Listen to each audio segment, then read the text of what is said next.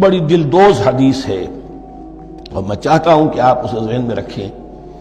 حضور نے فرمایا یوشک ان یاتی علی الناس زمان، اندیشہ ہے کہ لوگوں پر یعنی میری امت پر ایک زمانہ ایسا بھی آ جائے گا، اب گنتے جائیے، لا یبقى من الاسلام الا اسمہ، اسلام میں سے اس کے نام کے سوا کچھ نہیں بچے گا، ولا یبقى من القرآن الا رسمہ، قرآن میں سے اس کے رسم الخط، الفاظ اور حروف کے سوا کچھ نہیں بچے گا،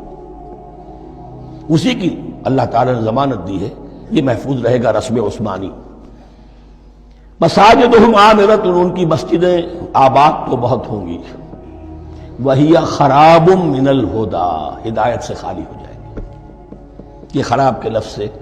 ہی خراب من الہدی، وعلماؤہم شر الناس تحت ادیم السماء،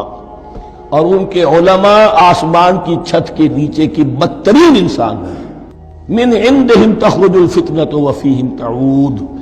فتنہ انہی کے اندر سے برآمد ہوگا، انہی میں گھس جائے گا، یعنی ان کا کام فتنہ انگیزی، مخالفت، جنگ و جدال، بھڑکانا، اپنے اپنے فرقے کے لوگوں کے جذبات کو بھڑکاتے رہنا اور مسلمانوں کے اندر اختلافات کو ہوا دینا،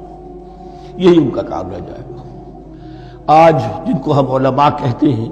ان کی عظیم اکثریت اس کیفیت سے دوچار ہو چکی ہے۔ جب مذہب اور دین پیشہ بن جائے تو کوئی خیر اس میں باقی نہیں رہتا۔ یہ دین اور مذہب پیشہ نہیں تھا، اسلام میں کوئی پیشوائیت نہیں، اسلام میں کوئی پاپائیت نہیں، اسلام میں کوئی برہمنزم نہیں، اسلام تو ایک کھلا، ہر شخص کتاب اللہ پڑھے، ہر شخص عربی سیکھے، ہر شخص کو امامت کے قابل ہونا چاہیے، ہر شخص اپنی بچی کا نکاح خود پڑھائے، ہر شخص اپنے والد کا جنازہ خود پڑھے۔ یہ جو ہم نے پیشہ بنا دیا ہے اور پھر انہیں پیسے دیتے،